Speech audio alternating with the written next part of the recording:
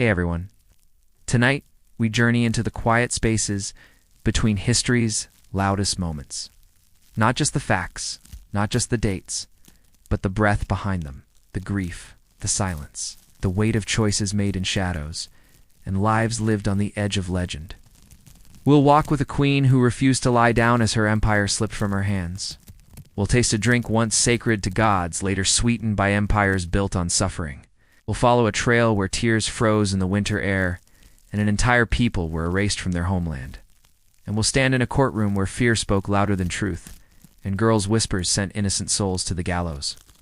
These aren't just stories from the past, they're echoes of power, of pain, of resilience, and they're worth remembering, not with spectacle, but with stillness.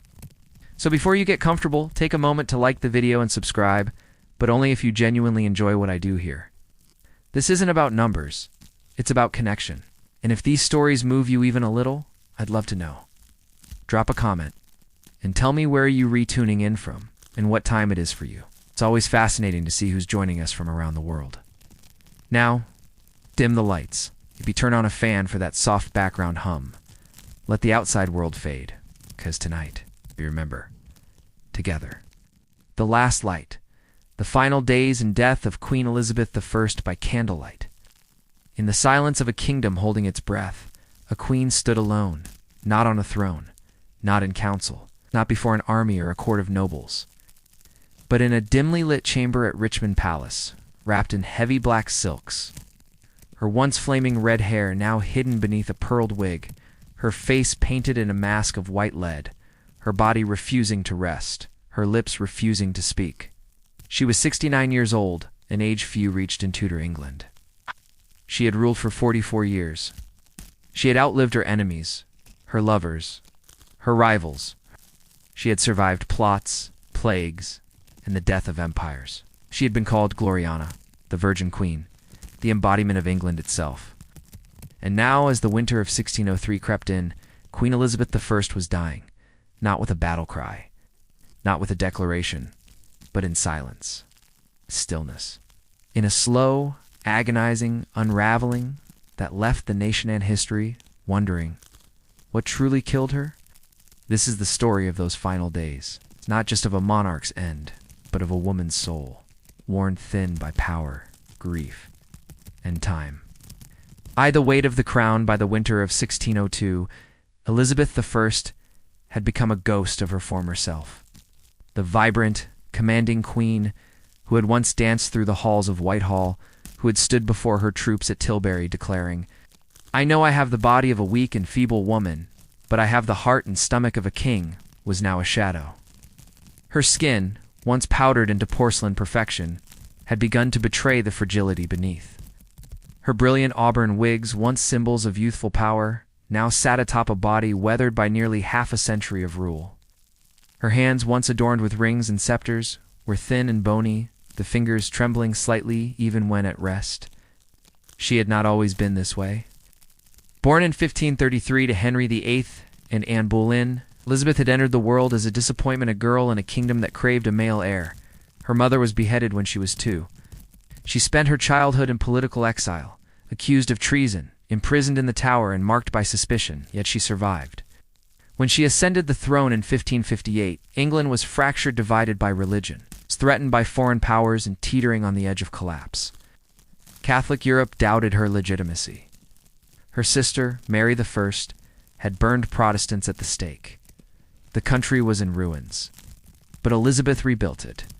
She navigated the treacherous waters of court politics with unmatched skill. She balanced the demands of Parliament, the Church, and foreign powers with a blend of cunning and theatricality.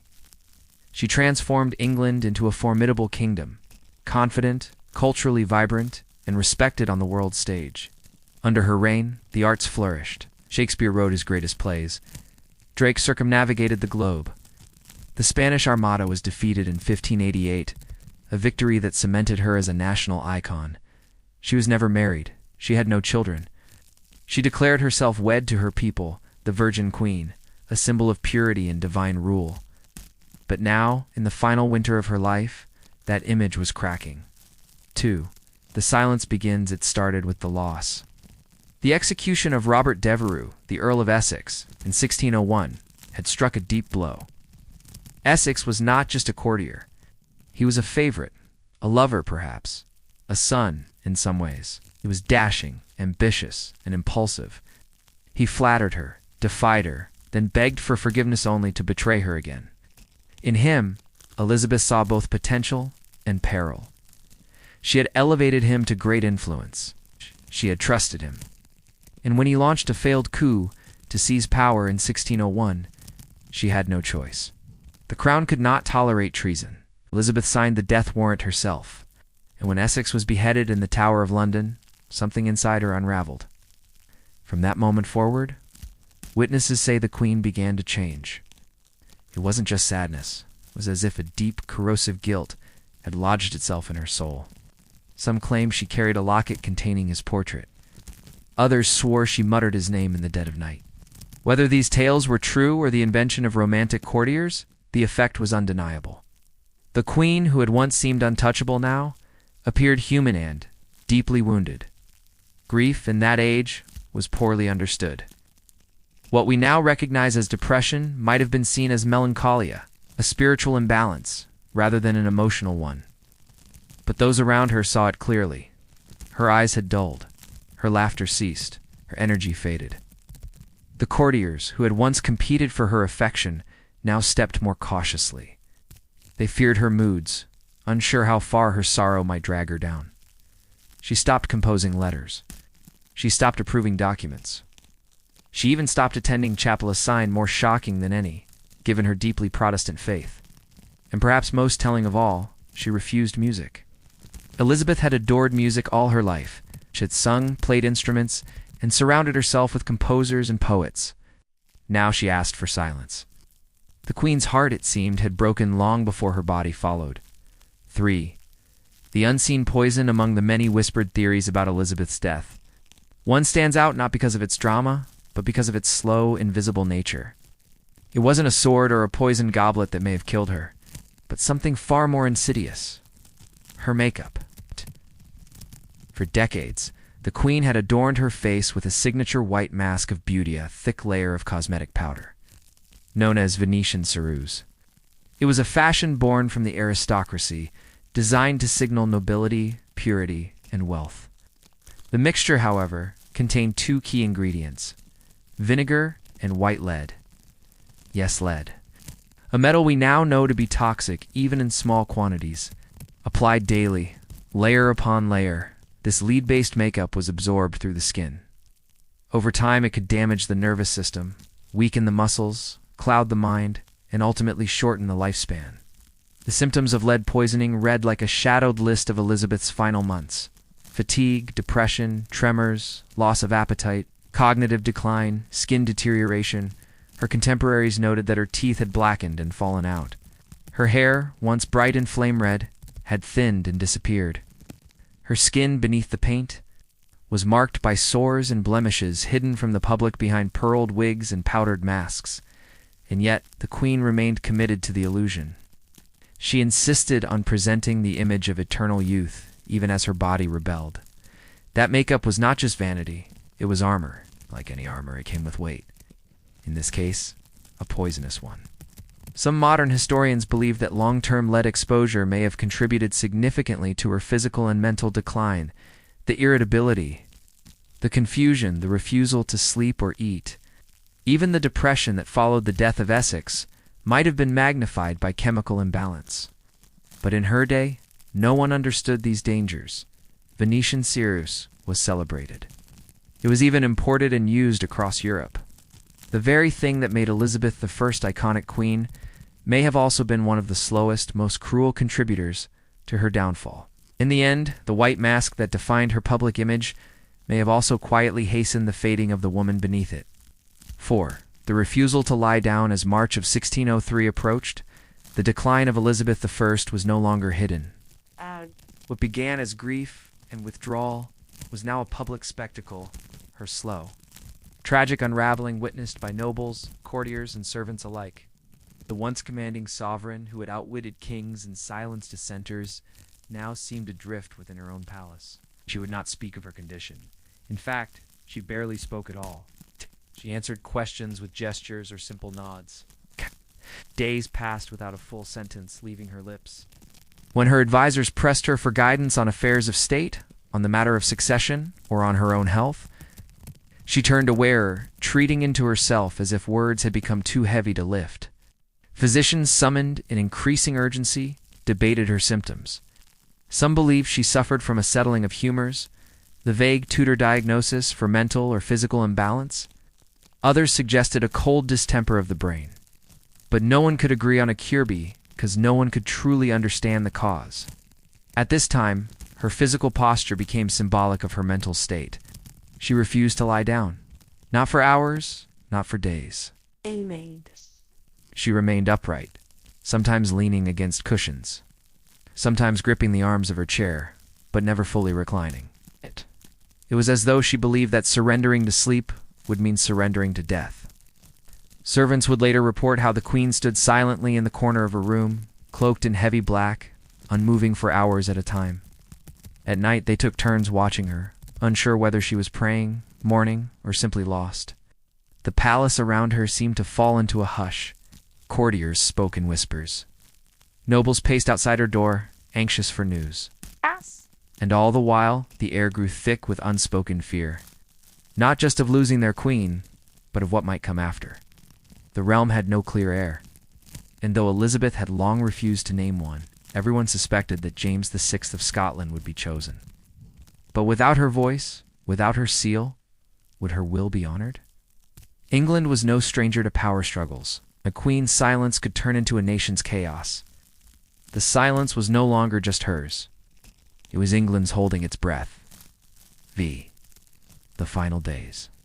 By the second week of March, 1603, the condition of Elizabeth I had become undeniable. Her courtiers now moved with urgency, though careful not to show panic. The queen had stopped eating entirely. Her body, already thin, seemed to retreat into itself, her bones visible beneath the ornate fabrics that once projected power and grace. She was wasting away. And yet no one could give her illness a name. Tudor medicine had no clear diagnostic tools. There were no thermometers, no microscopes, no concept of infection as we know it. Illness was a matter of humors, blood, phlegm, yellow bile, and black bile. If those were imbalanced, disease followed. Treatments involved bleeding, herbal purges, or prayer. And yet none of these worked because no one truly understood what was happening inside the queen. Modern scholars have suggested that she may have succumbed to pneumonia. Cold air in Richmond Palace, mixed with long hours of standing and fasting, may have led to a lung infection. Persistent cough, chills, and a slow slide into delirium align with such a theory. And without antibiotics, even a mild case of pneumonia was potentially fatal. Others speculate blood poisoning, possibly due to abscessed teeth or infected sores under her cosmetics. Dental hygiene was poor, and Elizabeth had already lost several teeth. Infections in the mouth, if left untreated, could enter the bloodstream, a deadly condition known today as septicemia. But none of these possibilities could be confirmed in her time, and so her physicians guessed. They used herbal tonics. They tried warm compresses. They prayed. But Elizabeth would have none of it. She rejected all medicine. She would not allow incisions, nor bleedings. She even refused to undress completely, guarding her modesty to the very end. And through it all, she said almost nothing. The silence around her became part of the illness. Her servants tiptoed.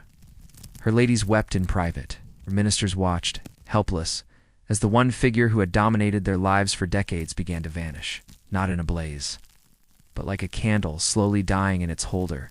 No one could help her. No one even knew what to call it, and so they simply waited for the end. Or a miracle. The weight of rule, though her body was failing, it wasn't illness alone that burdened Elizabeth I. It was the immense, inescapable weight of rule. For over 4 decades, she had stood as the embodiment of England. Her crown was not just a symbol of power. It was a living thing fed by every decision she made, every speech she delivered, and every threat she outwitted. But now, in the stillness of her chamber, that crown sat heavy and unclaimed.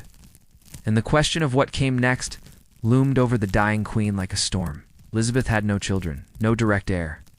The Tudor line, so fiercely defended and glorified, was ending with her. And though she had maintained a lifetime of political control, she had long resisted naming a successor. Why? Perhaps because naming one meant acknowledging her own mortality, something she had stubbornly refused to do. The most obvious candidate was James VI of Scotland, son of Mary, Queen of Scots, whom Elizabeth had executed decades prior. He was male, Protestant, and had a legitimate claim through his great-grandmother, Margaret Tudor. But his rise to the English throne would not be simple. Factions existed, old grudges remained, Catholic claimants still lurked in the shadows. As the Queen's strength faded, pressure mounted on her to make a formal declaration. Ministers, especially Robert Cecil, the Secretary of State, pressed gently but firmly. England could not be left rudderless.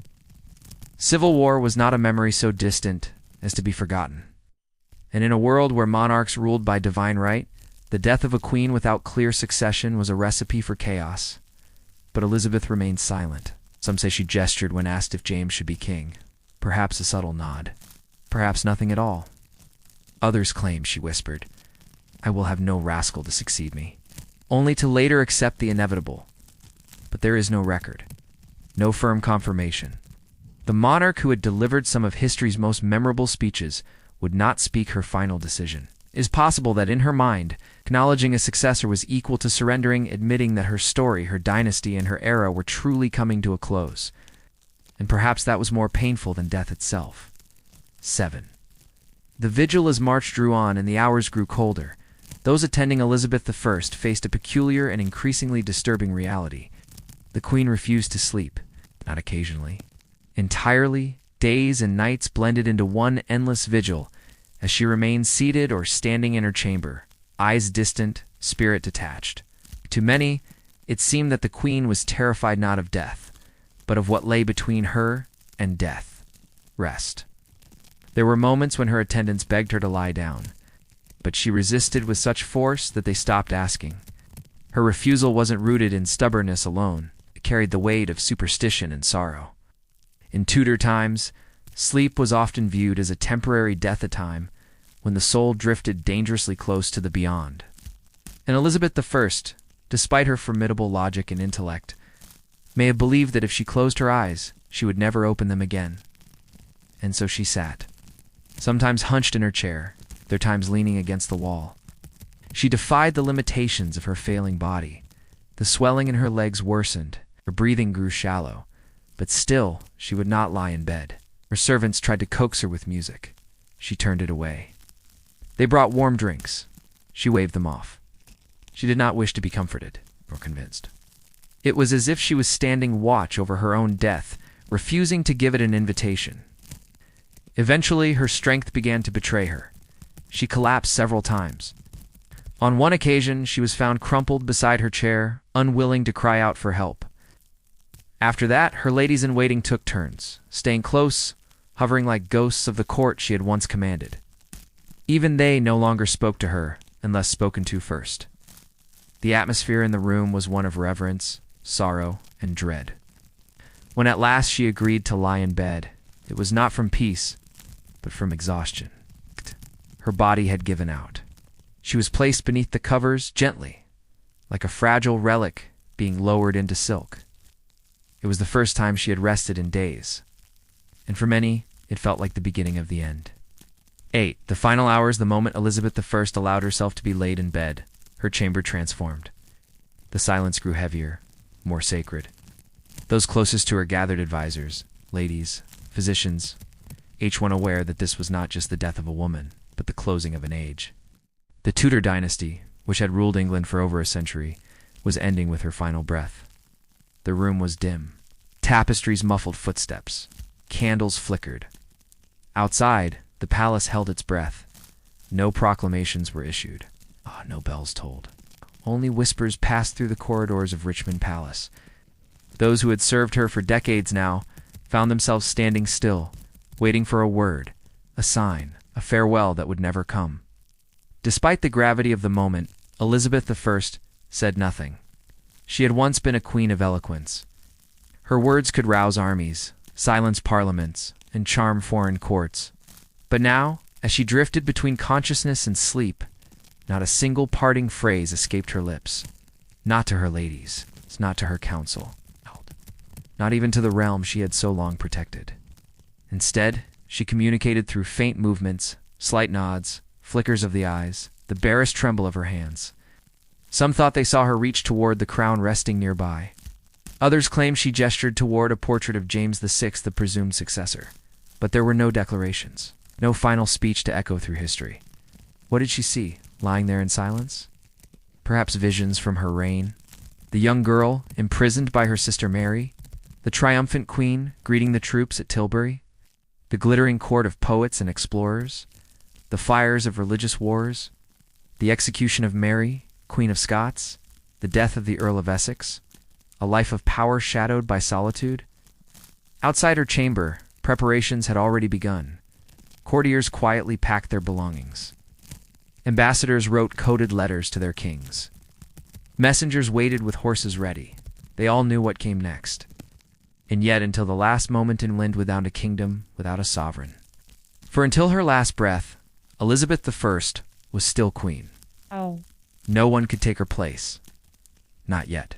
Not until she was gone. Ix. The end, then.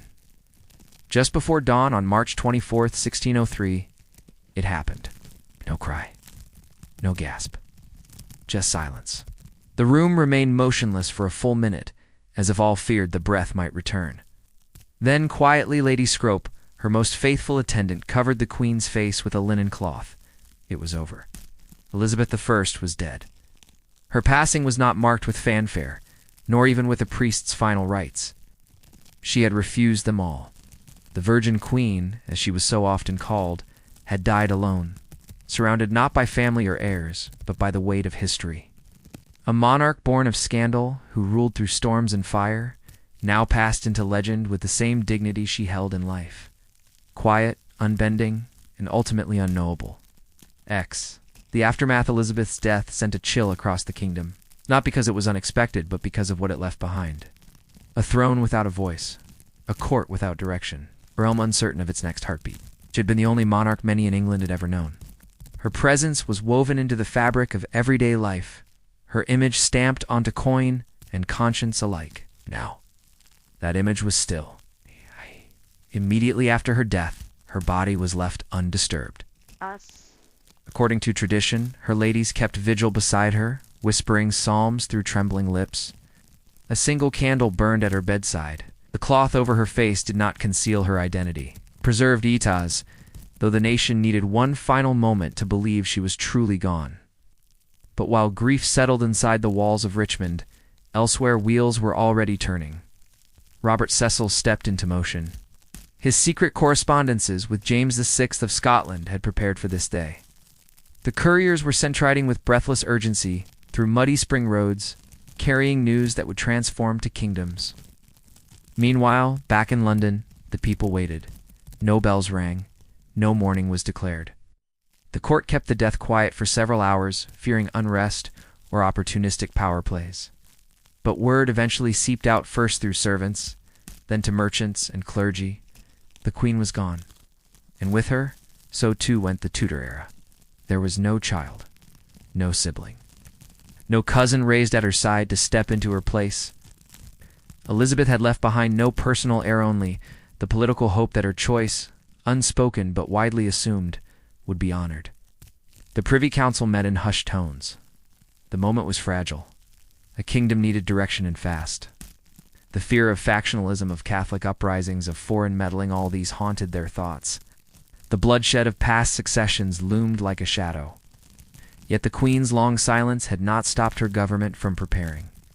Within hours of her death, the Council declared that James VI of Scotland would become James I of England. A new dynasty began.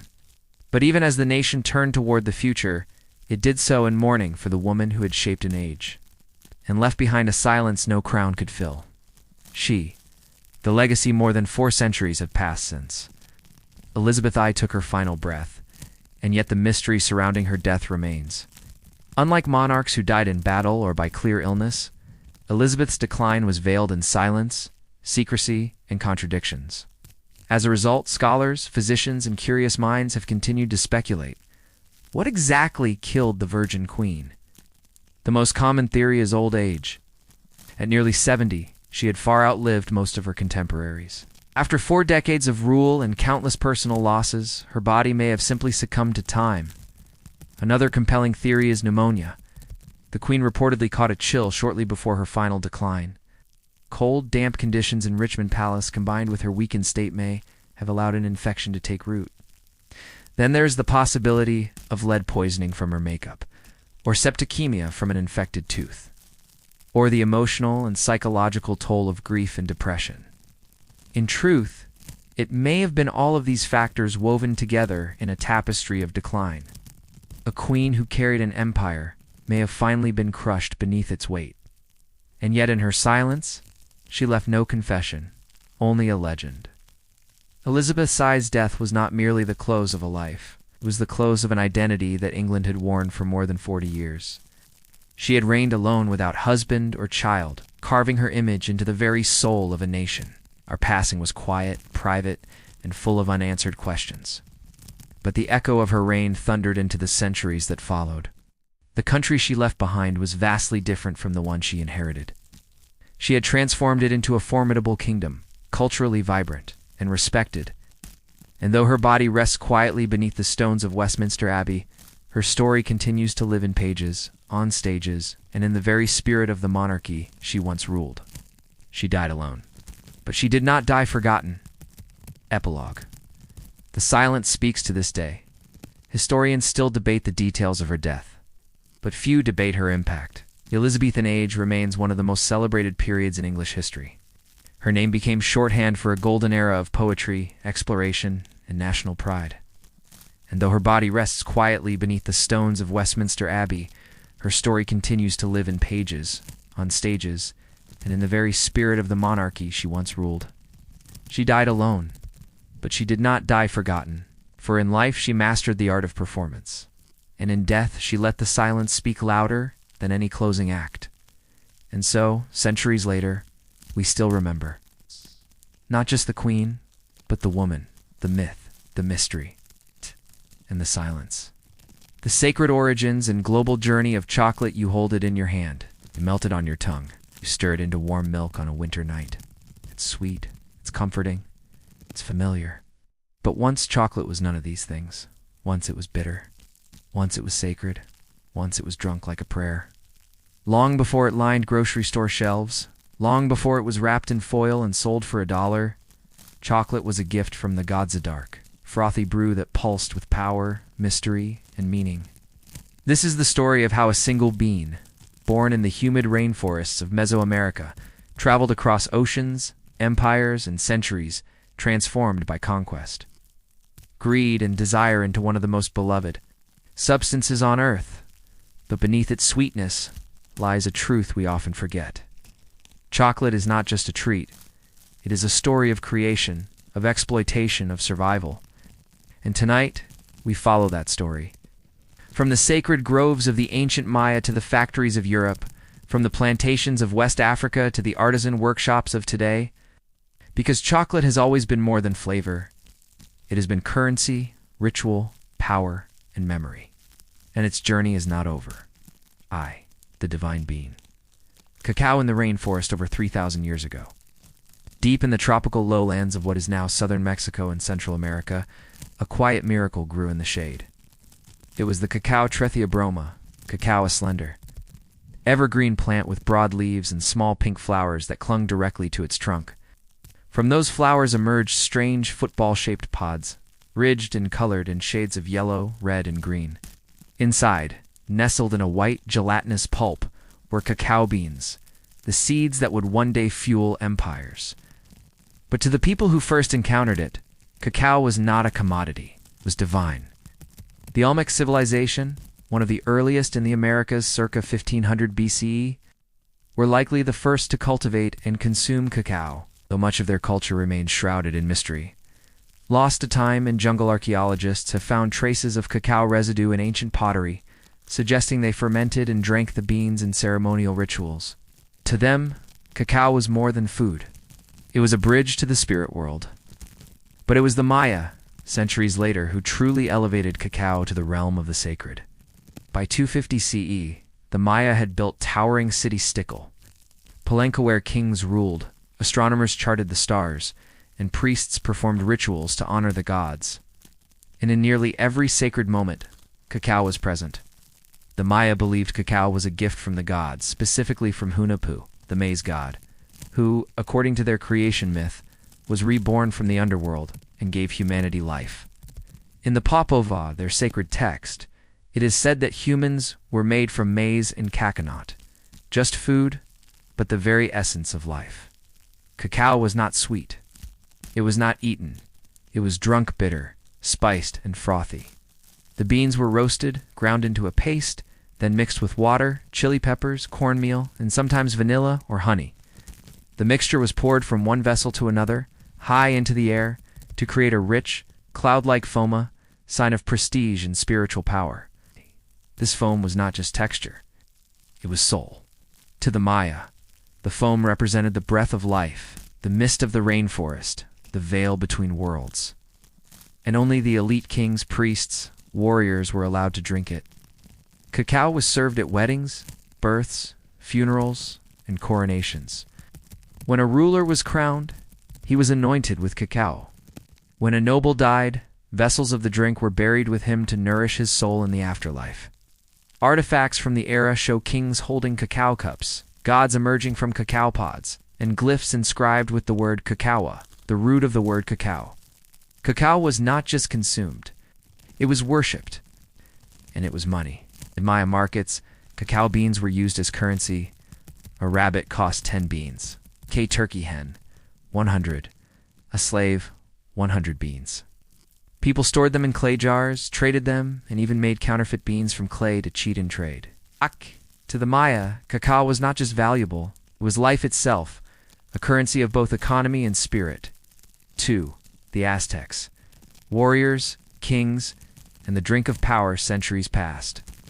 The Maya cities fell into ruin, swallowed by the jungle. In the highlands of central Mexico, a new empire rose. The Aztecs. By the 15th century, the Aztec Empire centered in a city built on an island in a lake ruled over vast territories, demanding tribute from conquered peoples.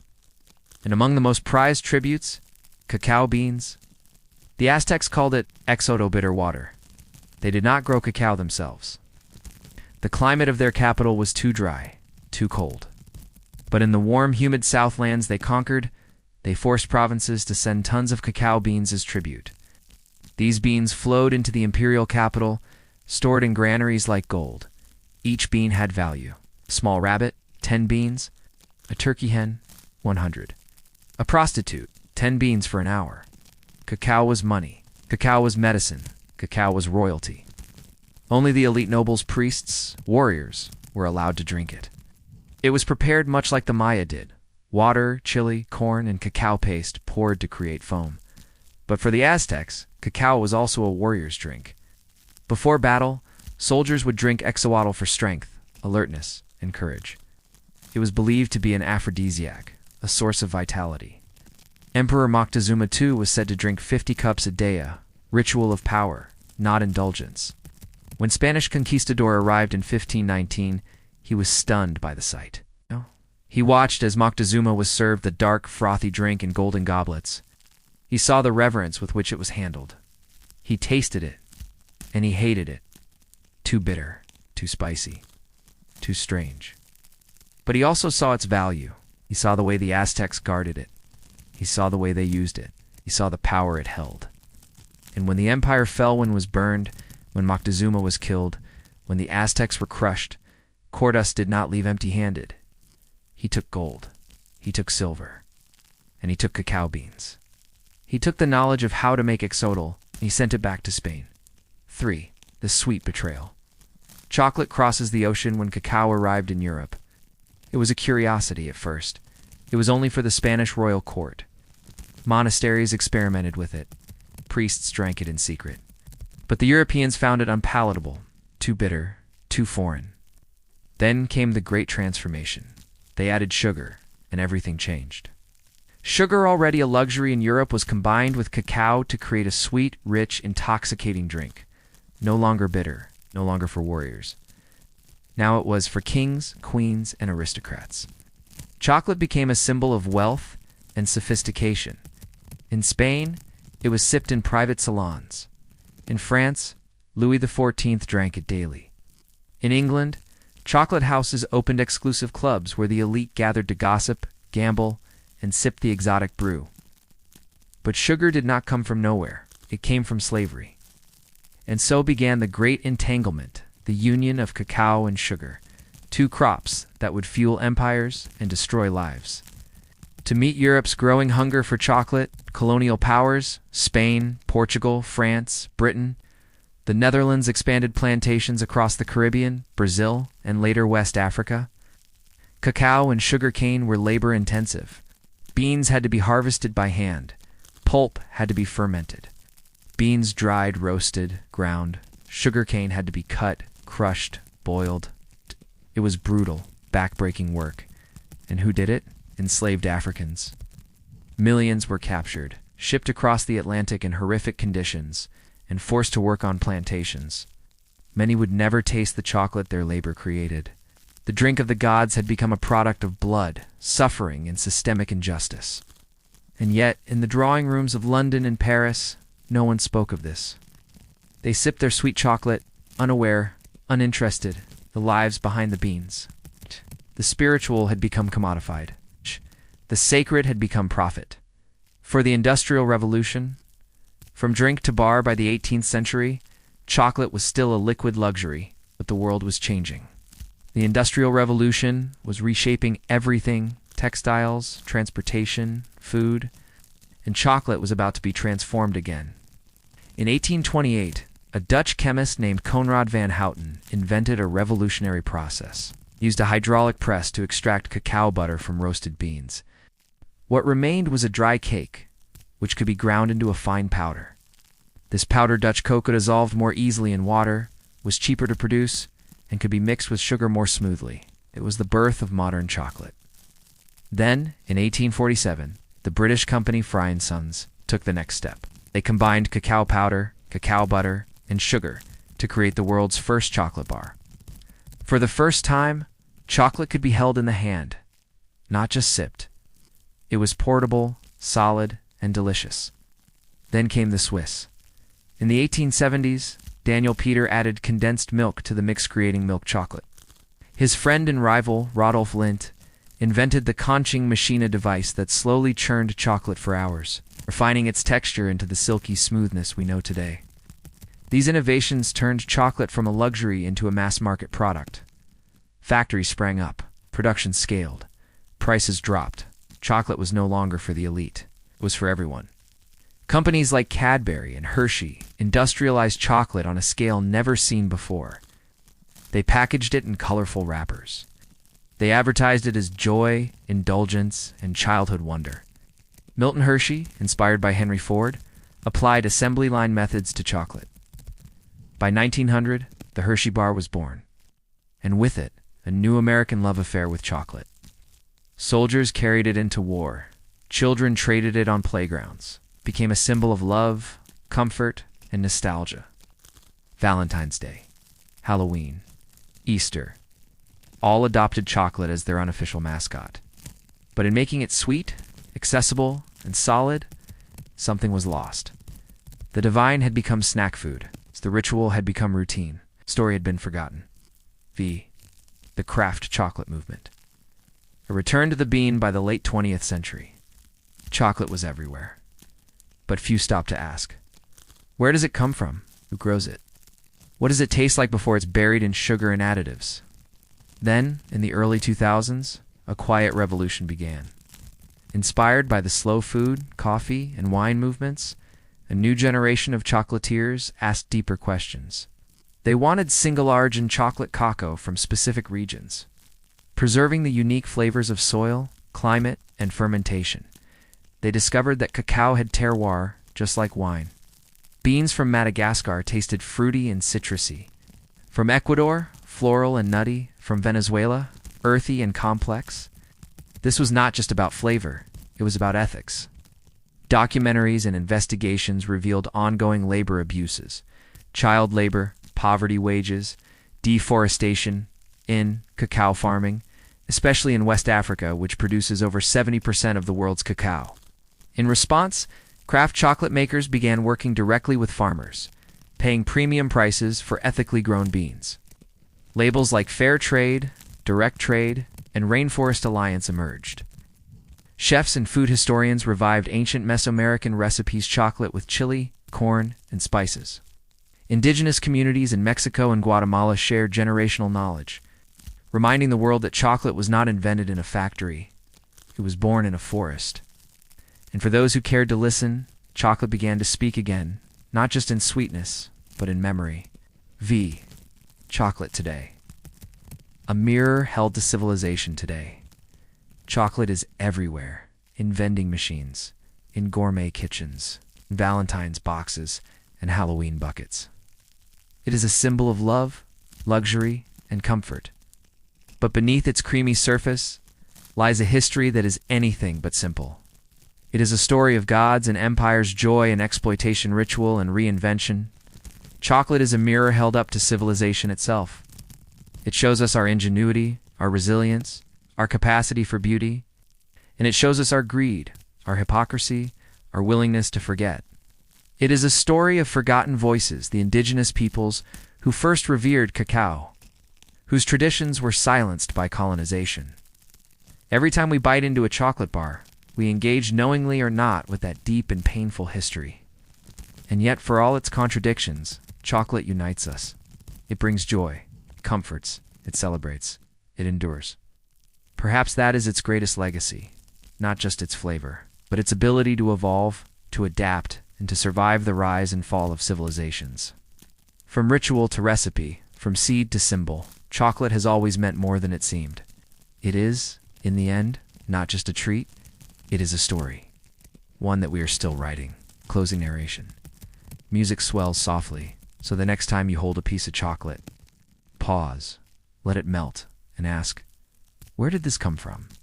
Because behind that sweetness is a journey of gods, warriors, slaves, scientists, and dreamers, of a being that once fed the soul. And now, if we listen, might just help us remember. The Trail of Tears, a nation's shame, a people's survival by candlelight. In the silence of a land that remembers, we begin not with a battle cry, but with a whisper, not of war, but of grief. Grief so deep, so wide, it carved a trail through the heart of a continenta. Path of mud, snow, and tears walked by tens of thousands of people who called it Nunadal Suni, the trail where they cried. This is the story of the Trail of Tears, not just a forced march, not just a policy, but a national betrayal of treaties, of justice, of humanity. It is the story of 5 sovereign nations, the Cherokee, Choctaw, Creek, Chickasaw, and Seminole, who built schools, wrote constitutions, farmed the land, and tried to live in peace with a growing America. And it is the story of how the United States, driven by greed, ideology, and racism, tore them from their homes, marched them westward, and left thousands dead in the snow. This is not ancient history. It is a wound that still bleeds. And tonight we remember, the land before the storm. Before the Trail of Tears, before the soldiers came, before the names were etched into memorials, there was a world of rivers, forests, and mountains. A world of cornfields and council fires.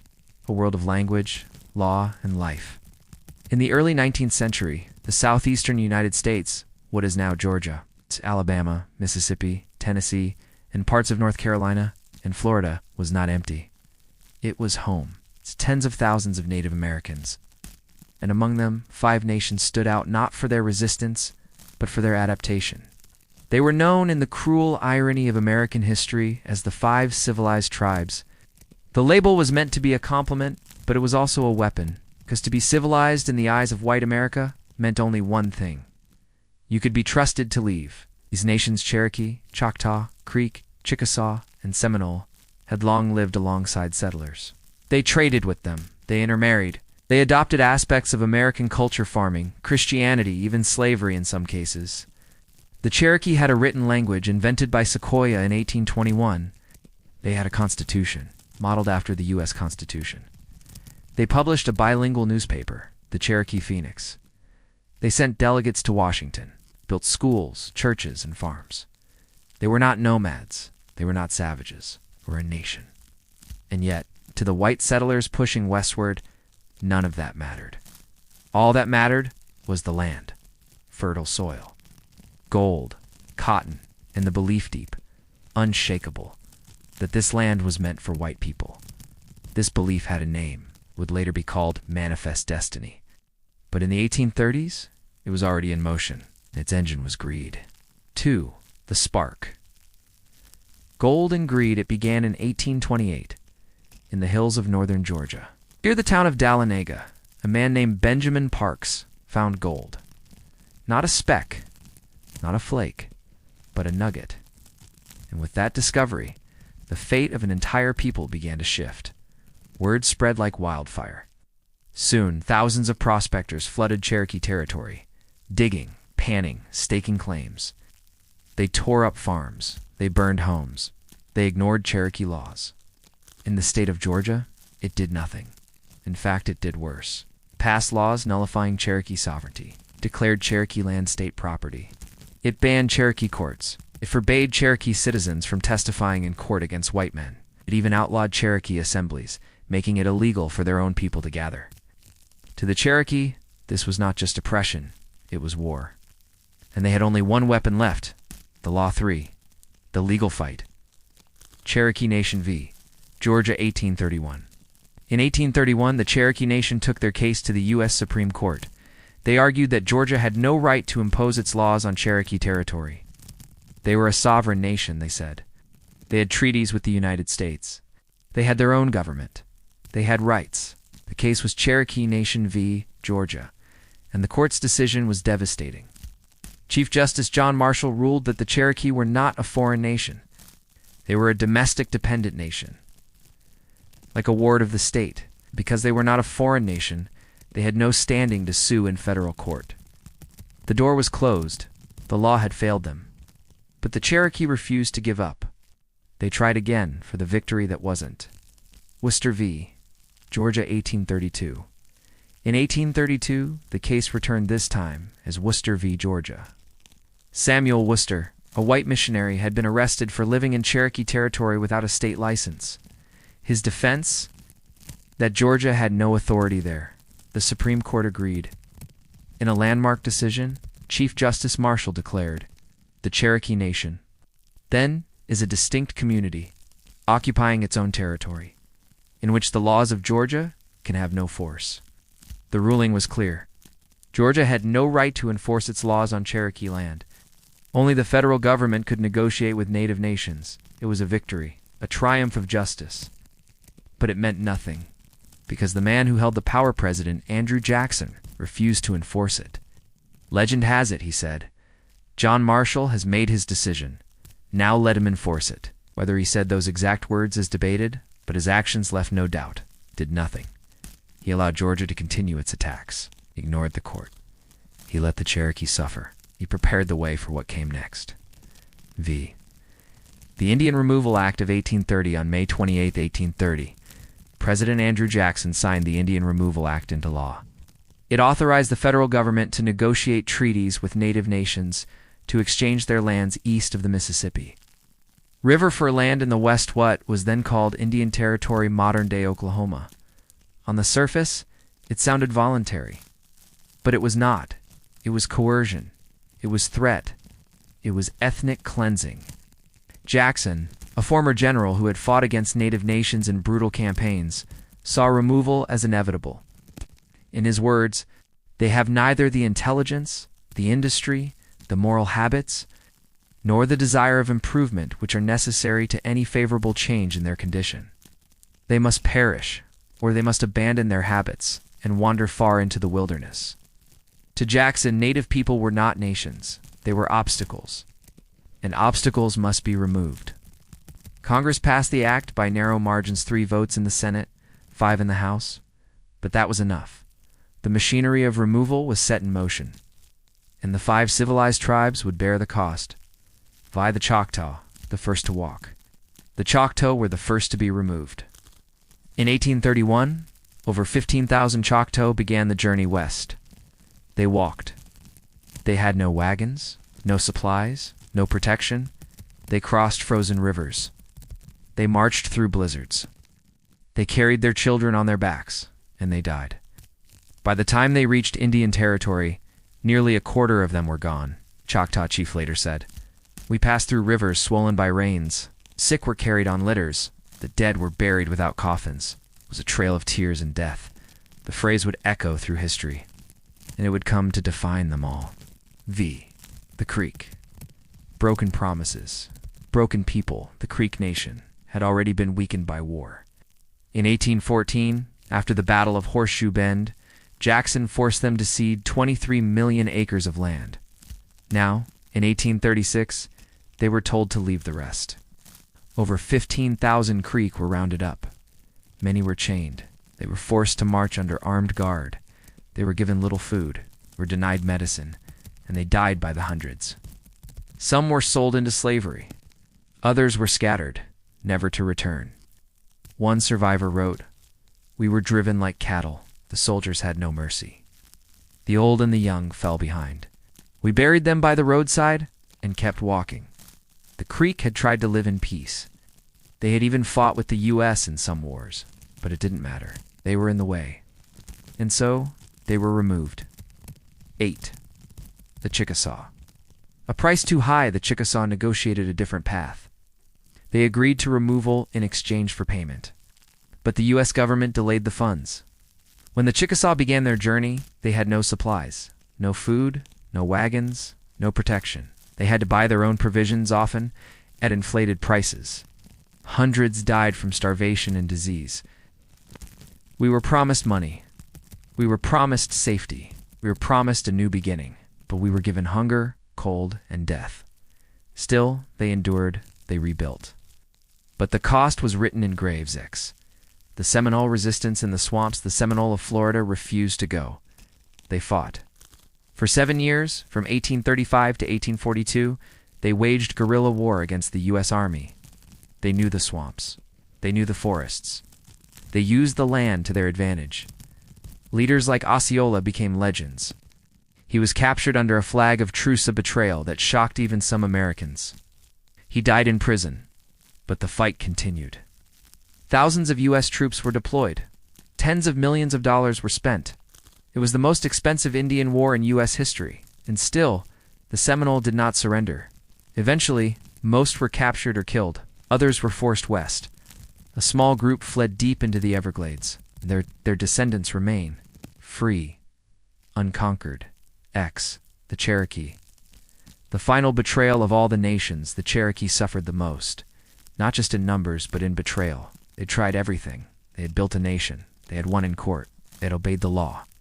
And still, they were betrayed. In 1835, a small faction of Cherokee Major Ridge, John Ridge, and Elias Boudinette signed the Treaty of New Echota. They did it without the consent of the Cherokee National Council. Did it against the will of Principal Chief John Ross and over 15,000 Cherokee citizens.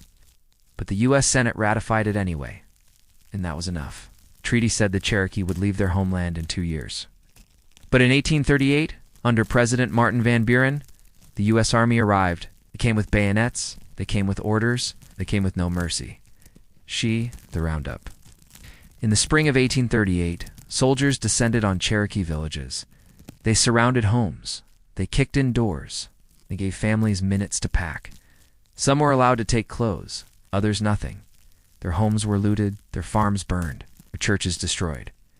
Over 16,000 Cherokee were rounded up. They were forced into stockades, overcrowded, filthy, disease-ridden camps. There was no clean water, no food, no shelter. Measles, dysentery, and whooping cough spread like fire. Children died in their mothers' arms. Elders collapsed in the mud. And still, the soldiers waited. They waited for autumn when the weather would be better. But when they finally began the march, winter came early, and the trail became a graveyard. 12. The journey, was 1,200 miles. Through mountains, through rivers, through snow. They walked, they carried the sick, they buried the dead, they sang. They prayed, they remembered. But every day more fell. Some froze, some starved, some gave up. One survivor wrote, "I saw mothers bury their children and keep walking. I saw old men cry like babies. I saw the sky turn gray and stay that way." The U.S. government had promised supplies, but they were late, spoiled, or stolen. Contractors cheated. Soldiers showed little compassion, and the Cherokee walked on. 13. The death toll by the time the last group arrived in Indian Territory in March 1839. Over 4,000 Cherokee had died. That's nearly a quarter of their entire population. And that number doesn't include the Choctaw Creek, Chickasaw, or Seminole. In total, over 100,000 Native Americans were removed. Thousands died. And for what? Cotton, gold, land. A belief that white people were destined to rule. 14. The aftermath. A new land. A broken promise. When the survivors arrived in Indian Territory, they found a land that was not promised. It was dry. It was hostile. It was unfamiliar. The government promised fertile soil, tools, livestock, and aid, but most of it never came. Supplies were stolen. Money was misused. The land that was supposed to be theirs forever, it wouldn't last. Within decades, the U.S. would break that promise too. Indian Territory would be open to settlers. Again, the native nations were pushed aside. 15. The fracture. Blood on the trail. The trauma didn't end with the march. It lived on. Among the Cherokee, deep divisions formed. Those who had signed the Treaty of New Ecota Major Ridge, John Ridge, Elias, Boudinette, were seen as traitors. In June 1839, just months after arrival, they were assassinated by fellow Cherokee. The nation was shattered, but still they rebuilt. They reestablished their capital in Tahlequah. They reopened schools. They printed the Cherokee Phoenix again. They held on to their language. They held on to their spirit. 16. The legacy, memory, not myth. For decades, the Trail of Tears was silenced.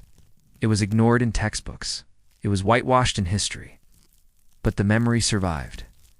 In oral traditions, in songs, in family stories, and slowly, the truth began to surface. In 1987, Congress designated the Trail of Tears National Historic Trail. It stretches over 5,000 miles across 9 states. It marks the paths of sorrow, and it invites us to walk them, to remember, to mourn. They honor ancestors. They fight for sovereignty. And they remind us that survival is resistance. 17. The ongoing impact. The Trail of Tears was not just a historical event. It is a living trauma. The disconnection from ancestral land, the loss of culture, the generational grief, echoes in poverty, health disparities, and broken systems. But it also echoes in resilience, in language revival programs, in tribal colleges, in cultural festivals. The Cherokee Nation is now one of the largest employers in Oklahoma. They run hospitals, schools, and businesses. They are thriving. It's not because of the U.S. government, but despite it. 18. The reckoning. In 2001, over 170 years after the first march, the state of Massachusetts formally exonerated the last 5 victims of the Salem witch trials. It took 3 centuries. For the Trail of Tears, there has been no formal apology from the U.S. government. No reparations, no justice, only silence. And yet, the tribes continue. They do not wait for permission to heal. They do not need a monument to remember. They carry the trail in their blood. They walk forward. 19. The lesson, the Trail of Tears, is not just a story of the past. It is a warning. It shows us what happens when fear overrides justice. When greed trumps humanity, when a nation forgets its soul. It reminds us that progress without morality is not progress. It is erasure.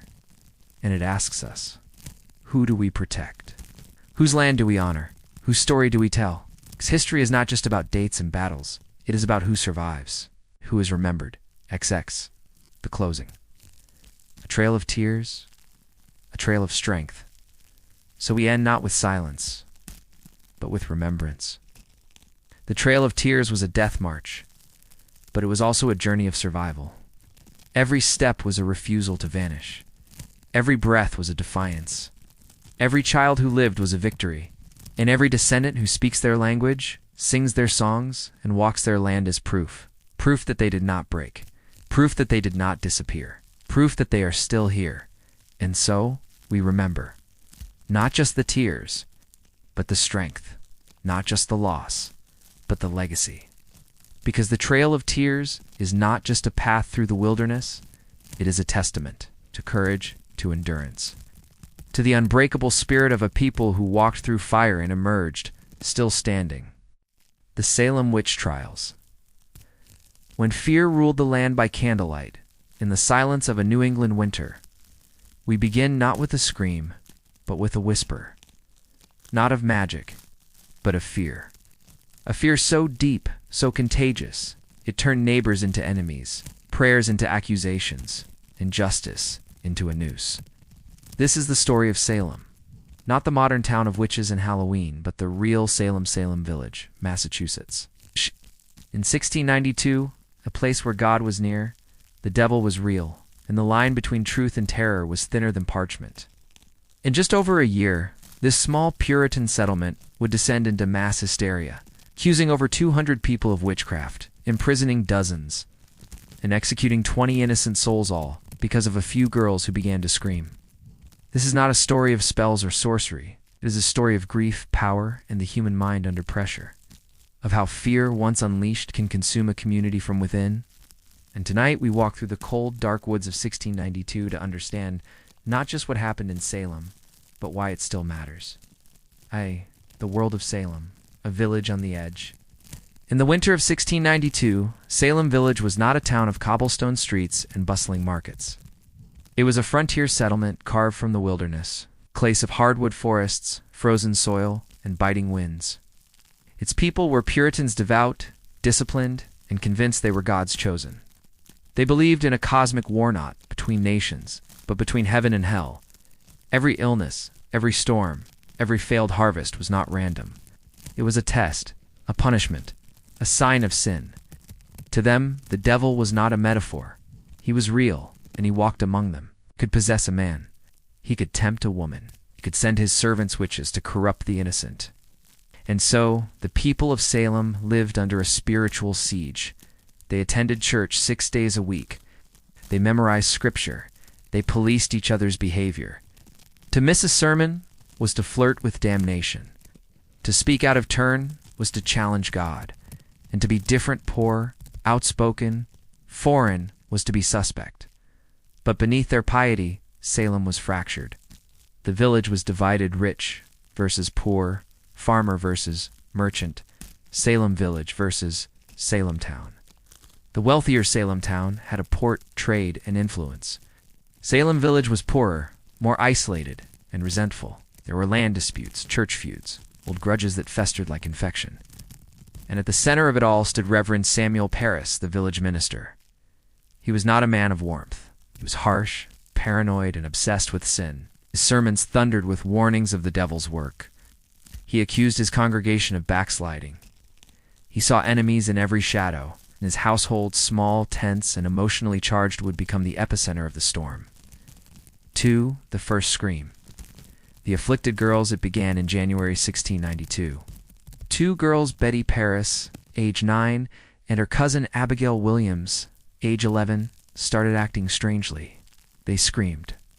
They threw things.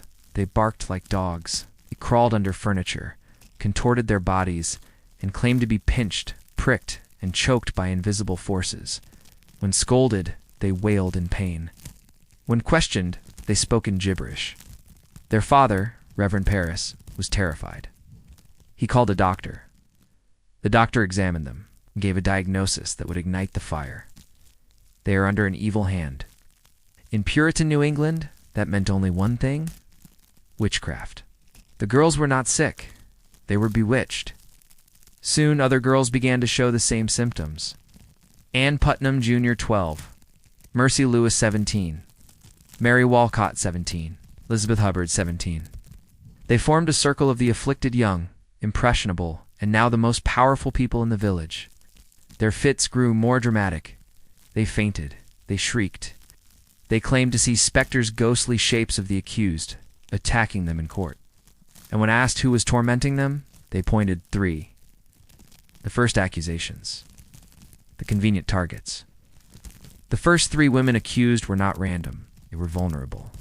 They were outsiders, and they were easy to blame.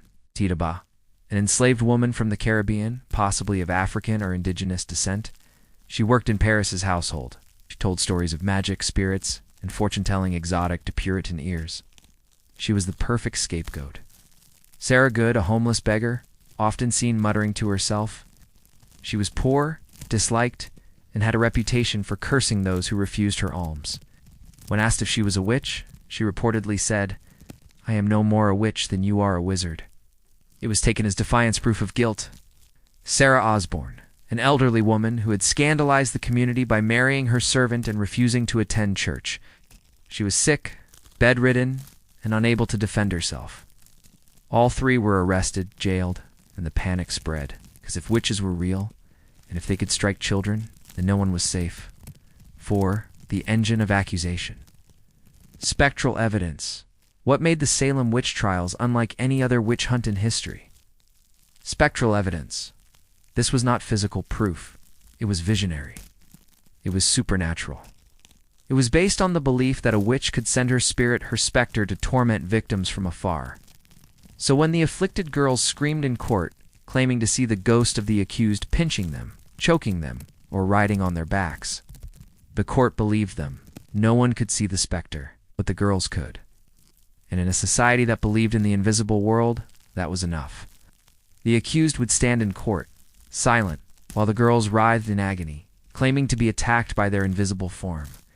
If the accused denied it, they were called liars. If they stayed silent, they were guilty. They confessed, they were spared, but only if they named others. This created a perverse incentive. Confession became survival. And so, the accusations multiplied. V. Tituba's confession. The spark that lit the fire, the turning point, came with Tituba. Under pressure, she confessed. She said a tall man in black, clearly the devil, had visited her. He promised her freedom if she served him. She described flying through the air, signing the devil's book, and seeing other witches in Salem. She even said she saw a yellow bird, a witch's familiar, drinking blood from the girls. Her confession was dramatic, theatrical, and terrifying, and it validated the girls' claims. Now, the villagers believed. Witches were real, and they were among them. Whether Tituba's confession was true, coerced, or a survival tactic, we'll never know, but its impact was undeniable. The floodgates opened. The spiral. From 3 to 200, what began with 3 women soon became dozens, then hundreds. By spring, over 200 people had been accused. Men, women, children, even babies. The accused came from all walks of life. Midwives like Rebecca Nurse, church deacons, respected landowners, former accusers. No one was safe. If you were poor, you were greedy. If you were rich, you were proud. If you were outspoken, you were defiant. If you were quiet, you were hiding something. And if you questioned the trials, you might be accused next. Families turned on each other. Husbands accused wives. Children testified against parents. Friends betrayed friends. The entire social fabric unraveled. The jails filled. Bridewell, the Salem jail, was overcrowded. Prisoners had to pay for their own food in chains. Some gave birth in filth. Others died of neglect. And still, the accusations grew. 7. The Special Court. Oyer and Terminer. By June 1692, the crisis was out of control.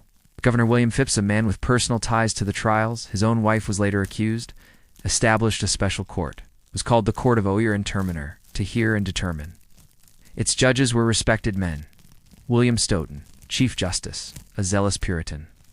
Samuel Sewell, a diarist, later a penitent. John Hathorne, ancestor of Nathaniel Hawthorne, author of the Scarlet Letter. But even their experience couldn't stop the madness. The rules of evidence were thrown out. Hearsay was allowed. Spectral evidence was accepted. Doubt was dangerous. And the afflicted girls became the star witnesses.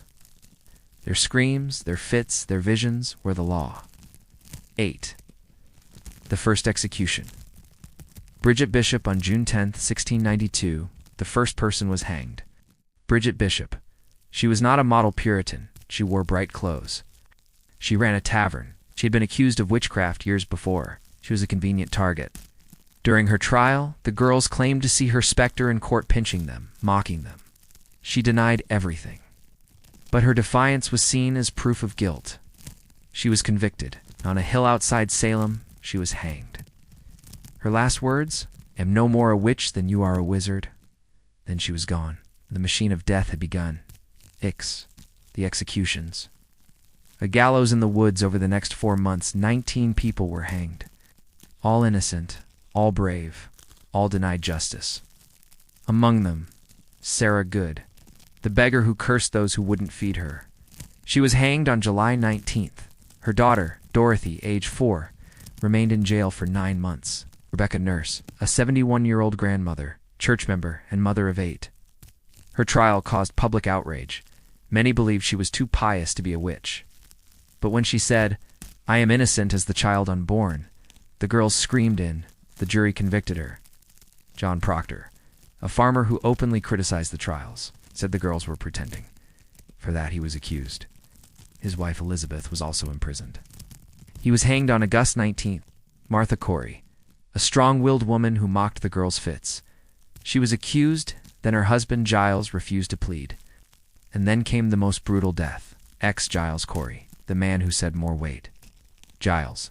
Corey was 81 years old, a farmer, a man of property. When accused, he refused to enter a pleadulty or not guilty. Why? Because if he pleaded, his land would be seized by the state. By staying silent, he hoped to protect his family's inheritance. The court responded with pressing a medieval torture. He was stripped naked, laid on the ground, and heavy stones were placed on his chest, one by one. Day after day, he was offered a chance to plead. He refused. And as the stones crushed him, his only words were, "More weight." After 2 days, he died. No trial, no conviction, just silence and stones. His death was not recorded as an execution, but it was murder. It became the darkest symbol of the trials. The collapse. When the fear faded by September 1692, the fever was breaking. The hysteria was faltering.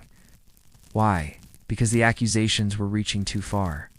When Rebecca Nurse and John Proctor were executed, people began to ask if they are witches. Who is safe?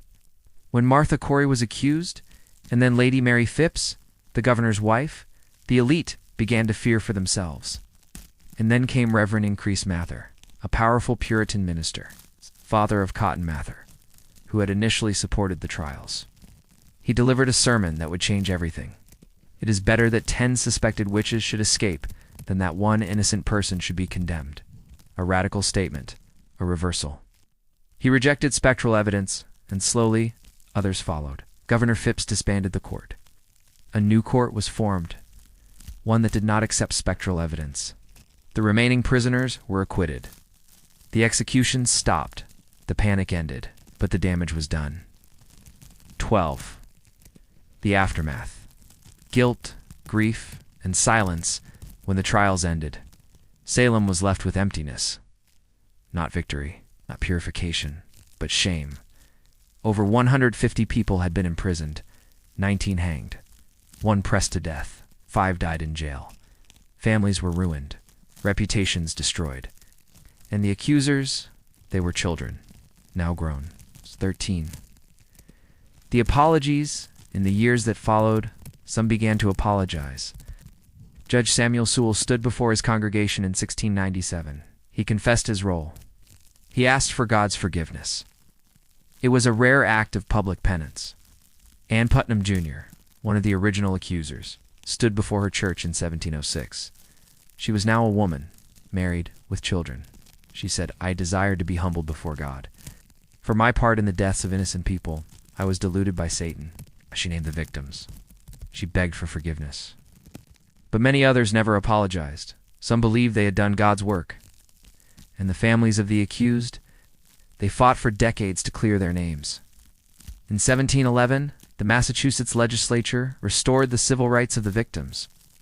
Some heirs were paid compensation, but not all, and not enough. 14. The legacy.